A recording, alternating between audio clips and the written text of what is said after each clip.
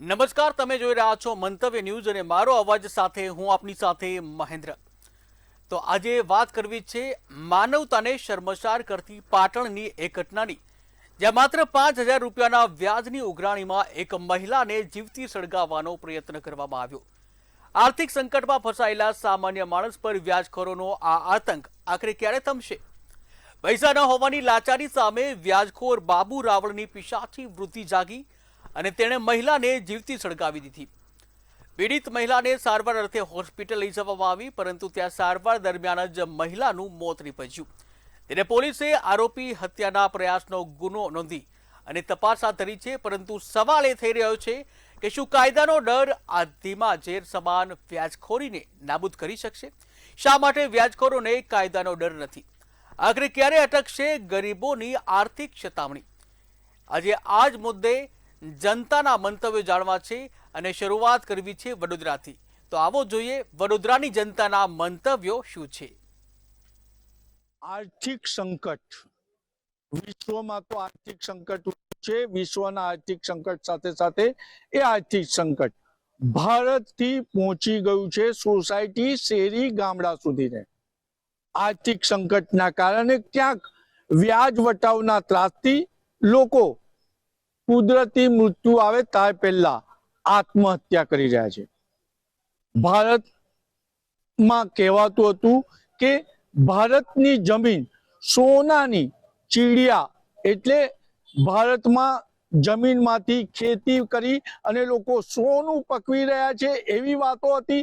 અને આજે એ જ ભારતમાં ખેડૂતની સાથે સાથે હવે શહેરી વિસ્તારોમાં પણ લોકો વ્યાજના ત્રાસથી આત્મહત્યા કરી રહ્યા છે. ત્યારે કાયદાના રક્ષક પાસે જ મંતવ્ય મેળવીશું કે આ વ્યાજના ત્રાસથી લોકો મુક્ત ક્યારે થશે. આપણે વડોદરા બાર કાઉન્સિલના હોદ્દેદારને સીધો સવાલ કરીશું. સરકાર કાયદા બનાવે અને કમિશનરો પણ મેળા ગોઠવે છે, છતાં હજુ વ્યાજખોરોના ત્રાસથી નાગરિકો કુદરતી મૃત્યુ આવે ત્યાર પહેલા આત્મહત્યા કરી રહ્યા છે. આમાં કુદરતી મૃત્યુની વાત આપ કરો છો તો સૌ પ્રથમ એવું છે કે લોકો અલગ અલગ જગ્યાએ અત્યારે જે બેંકોમાંથી આમ પ્રાઇવેટથી જે લોનો લે છે, શરૂઆતમાં જ્યારે લોન લેવાની આવે છે ત્યારે પબ્લિક લોન લઈ લે છે. જે પણ કંઈ વાંચ્યા વગર અમુક જગ્યાએ સહીઓ કરીને કંઈ પણ આગળનું ભવિષ્યનું કોઈ પણ જગ્યાનો નિર્ણય લીધા વગર એ લોન લઈ લે છે. આપણે અન્ય હોદ્દેદારને પૂછ્યું, શું કહેશો?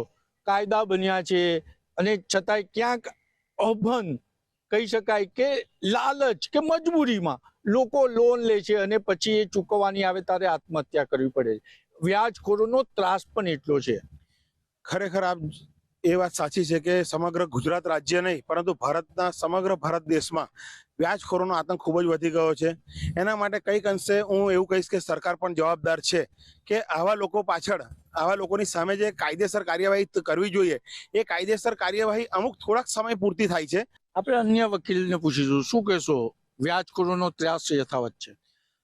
આપના માધ્યમથી મેં કહેવા માંગીશ કે વ્યાજખોરો અત્યારે હાલ જે વ્યાજ પર નાણાં આપે છે અને નાણાં ધીરનાનું લાયસન્સ લે છે, મેળવે છે, તો રીતેશભાઈએ કીધું તેવી રીતે સરકારે એને સમયસર ઓડિટ થવી જોઈએ અને વિજિલન્સ પણ રાખવી જોઈએ કે આ લોકો ખરેખર કેટલું વ્યાજ વસૂલે છે. સામાન્ય નાગરિકને જ્યારે નાણાંની જરૂર હોય ત્યારે લોન લે છે અને આજના વ્યાજખોરો વધુ નાણાં વસૂલવા માટે એમના પાસેથી ચેક લે છે અને નામદાર કોર્ટમાં ખોટી ફરિયાદો પણ કરે છે. એ અમારી પાસે પણ એવા ઘણા બધા કેસો આવેલા છે. માટે સરકારે પણ આમાં કંઈક ને કંઈક જાગૃત થવું પડે અને યોગ્ય પગલાં લેવા પડે. શું કહેશો? વ્યાજખોરોનો ત્રાસ યથાવત. સમગ્ર ગુજરાત રાજ્યમાં છેલ્લા પાછલા ઘણા વર્ષોમાં આપણે વ્યાજખોરીનો ત્રાસ જે દેખાઈ આવે છે. તો સૌપ્રથમ વાત કરું તો ખાનગી બેંકો, જે પ્રાઇવેટ બેંકો છે, પ્રાઇવેટ બેંકો એકવાર વ્યાજ તો આપી દે છે, ક્રેડિટ કાર્ડ આપી દે છે, અન્ય લોનો, પર્સનલ લોનો આપી દે છે, પરંતુ ઘણીવાર સામાન્ય પરિવાર અથવા તો બીપીએલ રેખામાં આવતો પરિવાર ઘણીવાર વ્યાજવાળી લોનો મેળવી લે છે પરંતુ ભરી નથી શકતો. તે વખતે આ બેંકો પ્રાઇવેટ એજન્સીઓ રોકે છે. પ્રાઇવેટ એજન્સીઓ કલેક્શન એજન્ટનું કામ કરે છે, પરંતુ આ કલેક્શન એજન્ટોની બી માનસિકતા સંપૂર્ણપણે એવી હોય છે કે જેલ જવાની તૈયારી હોય છે. શું કહેશો? ત્રાસ યથાવત. આપણે લોકો ભારતની ભૂમિ પર છે. તમે આ ચોપાલની શરૂઆતમાં ભારતને સોનાની ધરતી, સોનાની ચિડિયા કીધી, તો મને એક ઇન્સિડન્ટ યાદ આવ્યો. વિષ્ણુ ભગવાને જ્યારે ધરતી પર અવતાર લીધો વેંકટેશ સ્વામી તરીકે, જે સાઉથમાં, અને એમને લગ્ન કરવા હતા પદ્મિની સાથે, જે એમના પત્ની, તો એમની પાસે પૈસા નહોતા, તો એ કુબેર પાસે ગયા અને વ્યાજે પૈસા લીધા. એટલે ઋણ તો આપણા દેશની અંદર, એવું મારી જે સમજ છે એવી છે કે ઋણ આપણા દેશમાં એ સેકન્ડ નંબરનો વેપાર છે. લોકો લેતા આવ્યા છે, લોકો આપી રહ્યા છે, લોકો ખરીદ રહ્યા છે. વિષ્ણુ ભગવાને કુબેરને શું આપ્યું એ હું મંતવ્યની જે ધાર્મિક પ્રજા છે એના પર રિસર્ચ માટે છોડી દઉં છું. આ એક વ્યવસ્થા છે. દરેક વ્યવસ્થાના સારા અને ખરાબ પાસા હોય. માણસ મજબૂરીમાં, એક કહેવત છે આપણી ગુજરાતીમાં કે ગરજે ગધેડાને બાપ કહેવો પડે, અને ગરજે માણસ બુદ્ધિ ખોઈ નાખે. એટલે પૈસાનું પ્રેશર એટલું બધું હોય. જેમ આગળ મારા વકીલ મિત્રો એવું કીધું કે જરૂર પડે છે એટલે આંખો બંધ કરીને સહીઓ કરી દે છે, જરૂર પડે છે ગમે ત્યાંથી પૈસા ઉંચકી લે છે, અને એક વખત ટેમ્પરરી દુઃખમાંથી નીકળી જાય છે. અને આવા જ્યારે દુઃખો પાઇલઅપ થાય ત્યારે એક છેલ્લો એની પાસે અંતિમ પગલું બચે છે. એ અંતિમ પગલું એ લોકો આવેશમાં આવીને કે ડરથી કે જે બી પ્રેશરથી ભરી લે છે. એટલે વ્યાજનો ત્રાસ તો યથાવત છે ને. કેટલાક છેલ્લા સમયથી આપ જુઓ તો જે રીતના મોંઘવારી વધી રહી છે એ પ્રમાણે નાગરિકોને ગુજરાન ચલાવવું મુશ્કેલ છે. અને હવે ક્યાંક ને ક્યાંક પહેલા સરકાર રાહત આપતી હતી, હવે સરકાર રાહતના રૂપમાં પણ લોન આપી રહી છે. એટલે સરકાર બી ક્યાંક ને ક્યાંક નાગરિકોને દેવાદાર કરી રહી છે, અને એ દેવાદાર બનાવીને સરકાર પણ ક્યાંક ને ક્યાંક બેંકોને વ્યાજ વસૂલવા મજબૂર કરી રહી છે. ત્યારે ખરેખર તો ભારતની સંસ્કૃતિના સંસ્કારોને સાચવી અને લોકોએ પોતાનું જીવન જે જીવી રહ્યા છે એના પર ક્યાંક ને ક્યાંક વિચારવું રહ્યું. નહીં તો હવે વ્યાજખોરોનો ત્રાસ તો આવો યથાવત રહેશે, પરંતુ દિવસે દિવસે કુદરતી મૃત્યુ કરતા વ્યાજમાં કે મોંઘવારીથી આત્મહત્યા કરનાર લોકોની સંખ્યા વધતી રહેશે. કેમેરામેન કેતન સિંધે સાથે નિલેશ બ્રહ્મભટ્ટ, મંતવ્ય ન્યૂઝ, વડોદરા. ત્યારે આ જ મુદ્દે જામનગરની જનતાના મંતવ્ય શું છે, આવો જોઈએ.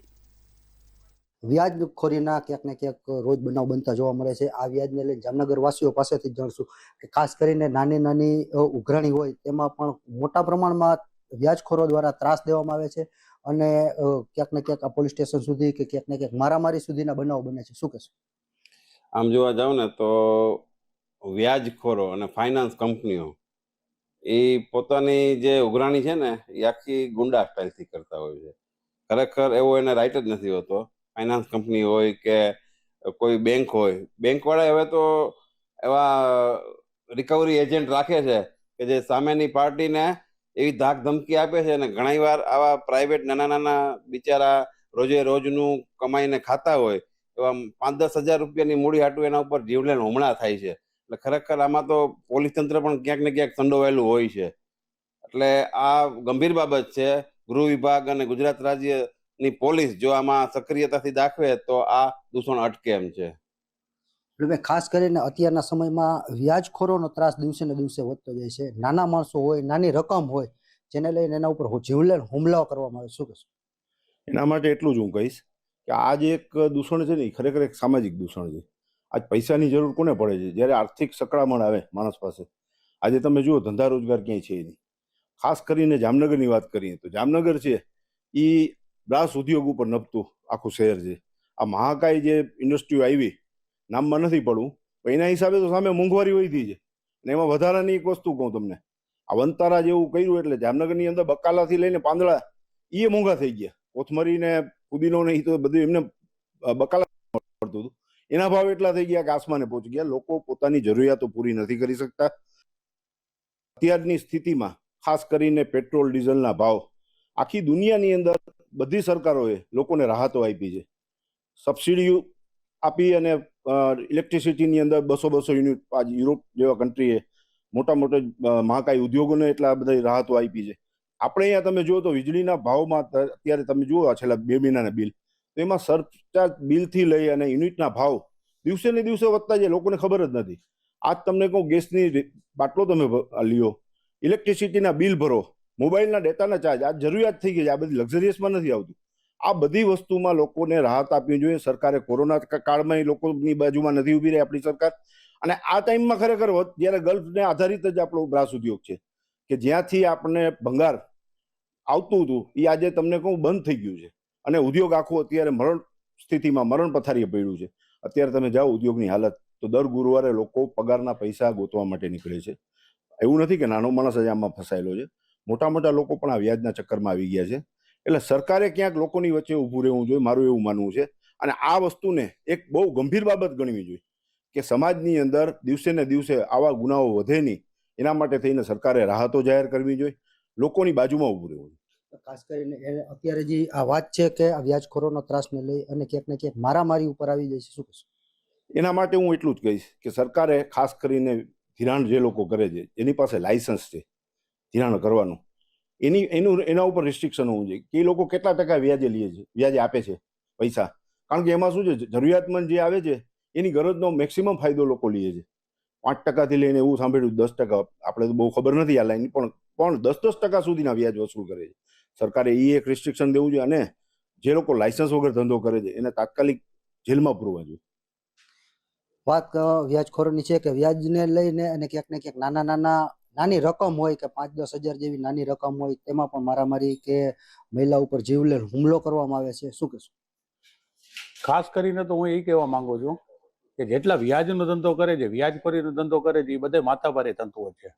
એની પાસેથી એકવાર તમે પૈસા લઈ લીધા એટલે તમારે આજીવન છે ને એને ભોગવવાના જ છે. ને એક નવો ટ્રેડ અત્યારે ચાલુ થયો છે, ડેલી ફાઇનાન્સ. ડેલી ફાઇનાન્સની અંદરમાં એવું હોય છે કે તમે 10,000 કે 5,000 લઈ આવ્યો તો ડેલી ટુ ડેલી દેવા પડે. કે રોજ જઈને જેવી રીતે 5,000 લઈ આવ્યો તો રોજના 100 રૂપિયા કે 150 રૂપિયા એ લોકોએ જે રીતે નક્કી કરેલા હોય એ રીતે દેવાના.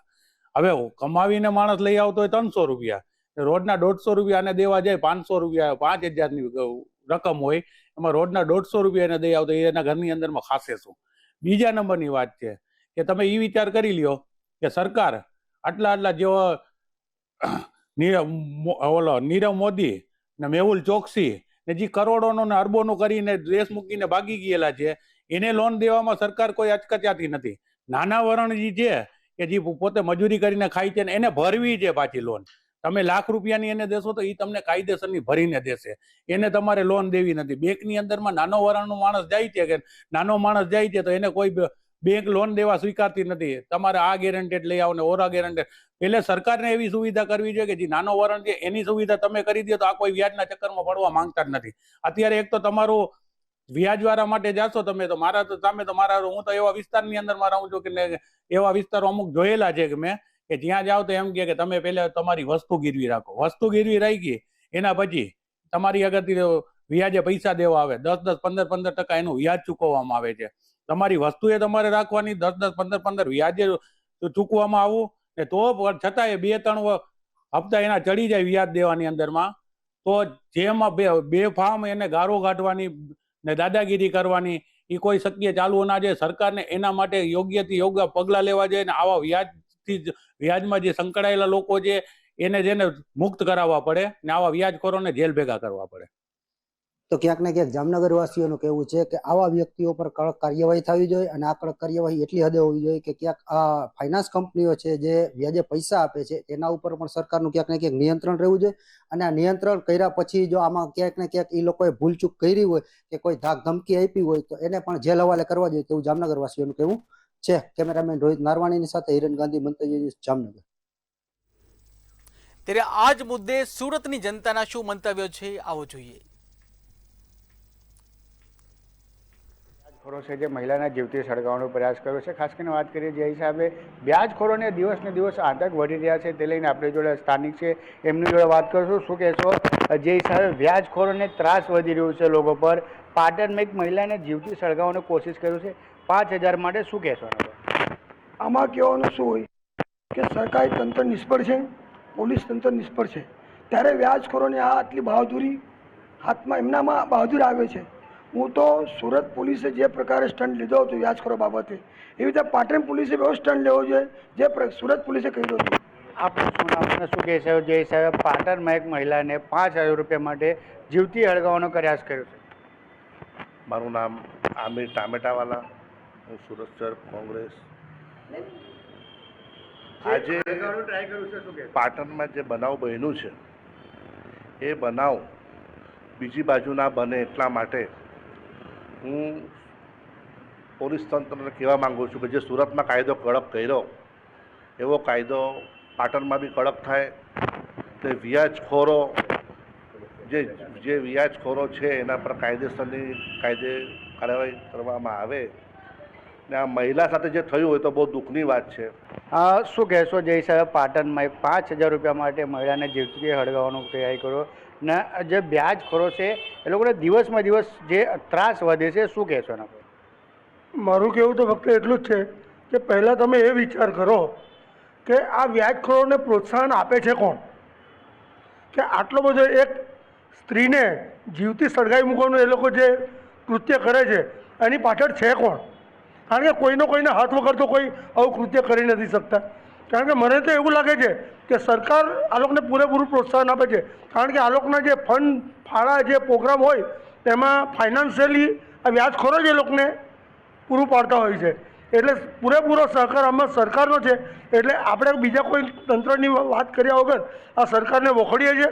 આપનું શું માનવું છે જે હિસાબે વ્યાજખોરોને દિવસ દિવસ ત્રાસ વધી રહ્યો છે ને જે 5,000 રૂપિયા માટે આવી ક્રોધ કર્યું કેટલું યોગ્ય છે? મારું નામ મુસદ્દીક કાનૂનગો છે.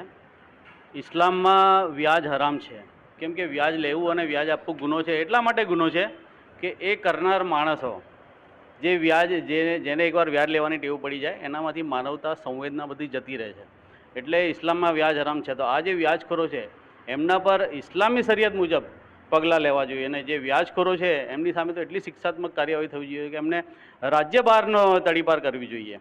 તો ગુજરાતમાં શાંતિ બહાલ થઈ શકે છે. બિલકુલ આ સ્થાનિક નાગરિકો છે, ખાસ કરીને જે હિસાબે જે વ્યાજખોર છે જે વ્યાજખોરો ત્યાંથી લોકો પહેલાં સુસાઇડ કરતા હતા. હાલ તો જે પોલીસ કડક બની તેના કારણે વ્યાજખોરો જરાક સલાઈન થયા છે, સાયલેન્ટમાં કામ કરી રહ્યા છે. પણ જે હિસાબે પાટણ શહેરમાં બની છે કશે ને કશે દુઃખદ ઘટના છે. આમાં પોલીસને કડકથી કાર્યવાહી કરવી એવા લોકોની માંગ છે. કેમેરામેન શોએબ શેખ સાથે દીપક રાય, મંતવ્ય ન્યૂઝ, સુરત. ત્યારે આજ મુદ્દે ભાવનગરની જનતાના મંતવ્ય શું છે આવો જોઈએ. હાલ વ્યાજખોરો છે તે બેફામ બન્યા છે. ક્યાંકની ને ક્યાંક પાટણની અંદર એક મહિલા પર સળગાવી દેવાનો મામલો છે તે પણ સામે આવ્યો છે. હાલ જો વાત કરવામાં આવે તો અત્યારે વ્યાજખોરો ક્યાંકની ને ક્યાંક બેફામ બન્યા છે અને આ વ્યાજના ચક્કરમાં ફસાયેલી એક મહિલા પર વ્યાજખોરો દ્વારા જીવલેણ હુમલો કરવામાં આવ્યો હતો અને સળગાવી દેવાનો પ્રયાસ કરવામાં આવ્યો હતો. પૈસા ન હોવાની વાત સાંભળતા જ બેફામ બનેલા વ્યાજખોરે મહિલા ઉપર હુમલો કર્યો હતો અને મોતના ઘાટ ઉતારવા સુધીને ધકેલી દીધી હતી. હાલ સમગ્ર પંથકમાં આ બાબતે એક જાતની ચકચાર મચી ગઈ છે. ત્યારે સીધું જ આપણે ભાવનગરના લોકોને પૂછશું કે આ બાબતે ભાવનગરના લોકોનો શું છે મંતવ્ય. હાલ જો વાત કરવામાં આવે તો અત્યારે તાજો પાટણની અંદર છે તે કિસ્સો બન્યો છે.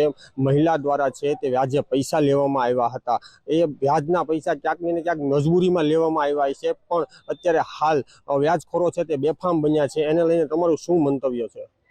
મારું નામ કાંતિભાઈ ગોહિલ, પૂર્વ નગર સેવક. આ વ્યાજખોરની વાત કરીએ તો જેમ પાટણનો બનાવ છે એમ પણ બીજા જિલ્લામાં પણ આવા બનાવો બન્યા છે.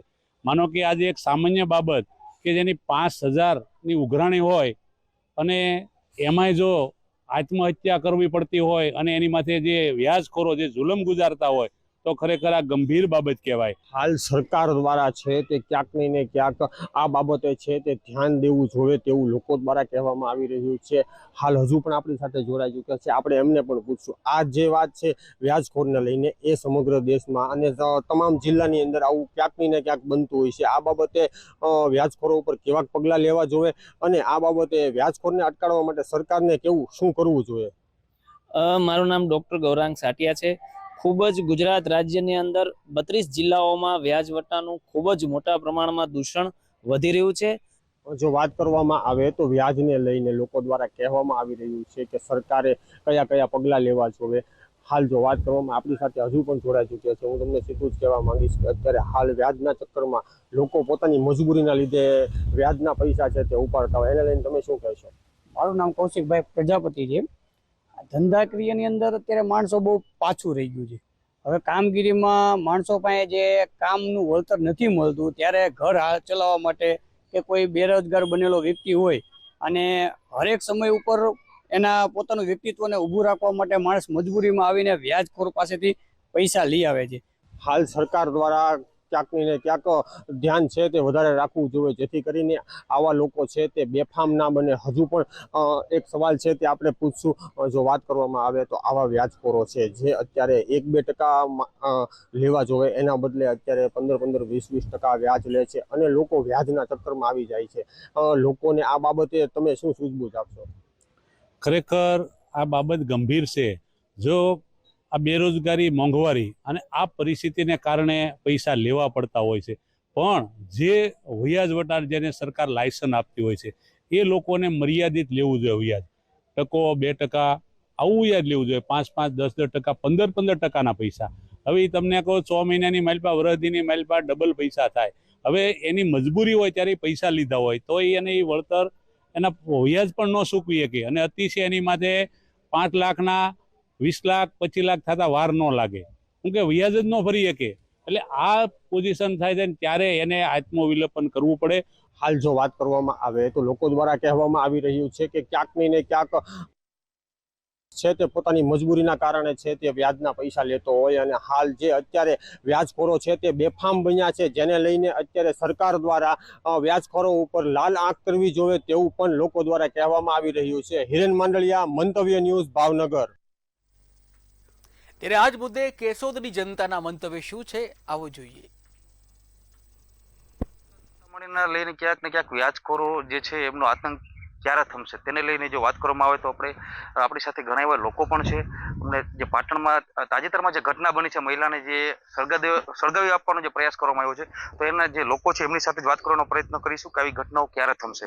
શું કહેશો, જો પાટણમાં જે આ ઘટના બની છે, જે આત્મહત્યા કરવા સુધી પહોંચાડે છે લોકોને વ્યાજના ચક્કરમાં અને સળગાવી દેવાનો પ્રયાસ કર્યો છે, આ બાબતે શું થવું જોઈએ, શું કહેશો? આ બાબતની અંદર જોઈએ તો અત્યારે વ્યાજખોરોનો ત્રાસ દિન પ્રતિદિન વધે છે અને ખાસ કરીને ગુજરાતની અંદર હમણાં જ આપણે જોયું કે જે પાટણની અંદર માત્ર 5,000 જેવી મામૂલી રકમની અંદર એક મહિલાની હત્યાનો પ્રયાસ છે તે કરવામાં આવ્યો છે. ત્યારે આ બાબત ખૂબ ગંભીર છે અને આ માટે જે વ્યાજખોરની અંદર ફસાતા લોકો છે તેમણે આત્મહત્યા ના કરવી જોઈએ અને જે પોલીસનો સંપર્ક છે, નજીકના પોલીસ સ્ટેશન સંપર્ક કરી અને આની ઉપર કાર્યવાહી થવી જોઈએ. જરૂર છે. અન્ય આપણી સાથે ખેડૂત છે, એમની સાથે વાત કરવાનો પ્રયત્ન કરીશું. શું કહેશો, આપનું શું નામ છે? દેવાજભાઈ મસરૂ પીઠિયા. દેવાજભાઈ, ખેડૂતો ક્યાંક ને ક્યાંક જે વ્યાજના ચક્કરોમાં આત્મહત્યાનો પ્રયાસ કરતા હોય છે, પૈસા લેતા હોય છે, પછી ઉઘરાણી સમયે જે લોકો એમની સાથે ઉઘરાણી કરતા હોય ત્યારે આત્મહત્યા સુધી જતા હોય છે. આપ ખેડૂત છો, શું કરવું જોઈએ? ખરેખર ખેડૂતને જરૂર પડે. અમુક આપણે મગફળી છે, આ છે, એમાં ઘણી વખત જરૂર પડે તો બીજેથી લેવા પડે. છતાં વ્યાજખોરો ડબલ પૈસા લે આપણે લેતા પહેલા, બરોબર. તો એના માટે વધુ ન લે એવી કાર્યવાહી થવી જોઈએ. કાયમ માટે ખેડૂતો વ્યાજના ચક્કરમાં આત્મહત્યાનો પ્રયાસ કરતા હોય છે, ખેડૂતોને શું કરવું જોઈએ અને વ્યાજે જે પૈસા આપતા હોય છે એને શું કરવું જોઈએ ખેડૂતો? ખરેખર એના ઓછા લેવા જોઈએ, ખેડૂતને જોતા પ્રમાણમાં લેવા જોઈએ અને વ્યાજ વાળાને થોડાક ઓછા લેવા જોઈએ ખેડૂતને, એટલે કોઈને વાંધો આવે નહીં. અને એથી વધારે લે તો એના માટે કાર્યવાહી કરવી પડે. જરૂરથી. શું કહેશો આપ, પાટણમાં જ 5,000 જેવી બાબતે સળગાવી દેવાનો પ્રયાસ કર્યો છે મહિલાને, એક વ્યાજે પૈસા લેવા બાબતે, એ બાબતે શું કહેશો વ્યાજખોરો? આ મુદ્દો બહુ ગંભીર છે, કારણ કે ફક્ત નજીવી 5,000 રૂપિયાની કિંમત માટે કોઈ મહિલાનો જીવ જોખમમાં મુકાય છે, તો આના માટે યોગ્ય કાર્યવાહી થવી જોઈએ અને બને ત્યાં સુધી જેટલી રકમ વ્યાજખોરો લે છે તો એટલી જ રકમ એ વસૂલ કરવી જોઈએ. શા માટે લોકોના જીવ જોખમમાં મુકાય આવું કાર્ય કરવું જોઈએ? એના માટે હું એટલું જ કહેવા માંગુ છું કે પોલીસ તંત્ર પણ આમાં ધ્યાન આપે કે ભાઈ આવા દિન પ્રતિદિન વ્યાજખોરો છે જે આ રીતે બહુ મોટા પાયે આ રીતનું કરે છે, તો આ ન થવું જોઈએ અને આની ઉપર કાયદેસર પોલીસ કાર્યવાહી થવી છે. જરૂરથી. આપ યુવા છો, ક્યાંક ને ક્યાંક યુવાનો પણ વ્યાજના ચક્કરમાં ચડતા હોય છે. ગાડી હોય છે, ફોન છે, અન્ય એમ વ્યાજના પૈસા લેતા હોય છે અને પછી ઉઘરાણી સમયે યુવાનો પણ ક્યાંક ને ક્યાંક આત્મહત્યા કરતા હોય છે. આ બાબતે શું કેવું છે તમારું? આ બાબતે એવું કહેવાનું છે કે જો કે યુવાનો અટાણમી આઈફોન લેતા હોય, કોઈ ગાડી છે એ વસ્તુ લેતા હોય, એની ઘરની પરિસ્થિતિ નબળી હોય છતાં લેતા હોય, પણ વ્યાજે એ ન લેવું જોઈએ. અટાણમી યુવાનોને પણ સમજવાની જરૂર છે કે જો હપ્તાખોરો માટે આ સુનોતી જોવી જોઈએ કે આ ન થવું જોઈએ. શું કહેશો આપ, જે વ્યાજખોરોનો જે આતંક દિવસે ને દિવસે વધતો જાય છે, શું કરવું જોઈએ? ના, આમાં બધી તંત્રને પણ થોડુંક ઓલું રાખવું પડે અને આપણી જરૂરિયાત પ્રમાણે જ આપણે ઉપયોગ કરવો પડે વસ્તુનો. ખોટા કોઈ ફેન ફસ કરવા માટે હે ને વ્યાજે લઈ અને કોઈ દી એવું કંઈ વસ્તુ લેવાય નહીં. આપણી જેટલી જરૂરિયાત હોય તેટલું જ કરાય અને આમાં તંત્રને થોડીક ઓલી રાખવા માટે તકેદારી રાખવી પડે. જરૂરથી જે તાજેતરમાં જે એક મહિલાને જે સળગાવી દેવાનો પ્રયાસ કરવામાં આવ્યો છે, તો આવો જે હુમલો કર્યો છે, આવો જે પ્રયાસ કરવામાં આવ્યો છે જે વ્યાજખોરોએ, તો એ બાબતે એ લોકો સામે શું પગલાં લેવા જોઈએ? આપનું શું કેવું છે કુવા તરીકે? પગલાં તો લેવા જ જોઈએ, કેમ કે આવી બાબતમાં 5,000 જેવી બાબત એટલી રકમમાં આવું થયું તો મોટી રકમ હશે એનું શું થતું હશે, એ બધું જોઈ અને પગલાં લેવા જોઈએ. જરૂરથી જોયું તો આ જુનાગઢ પંથકના જે લોકો હતા, ક્યાંક ને ક્યાંક યુવાનો છે, યુવાનોએ પણ ક્યાંક ને ક્યાંક યુવાનોને જે અલગ પ્રકારનો જે સંકેત આપ્યો છે કે ભાઈ વ્યાજના ચક્કરમાં ન ચડવું જોઈએ. અને જે તાજેતરમાં જે પાટણમાં જે ઘટના બની છે તેને પણ જે લોકોએ ક્યાંક ને ક્યાંક વખોડી કાઢી છે કે ભાઈ 5,000 જેવી ન જેવી બાબતે જે આ ઘટના છે એ લોકો સામે જે વ્યાજખોરો છે એની સામે કાયદેસરના પગલાં ભરવા જોઈએ. ચેતન પરમાર, મંતવ્ય ન્યૂઝ, જુનાગઢ. તો મારો અવાજમાં હાલ બસ આટલું જ. વધુ સમાચાર અને અપડેટ માટે જોતા રહો મંતવ્ય ન્યૂઝ. નમસ્કાર.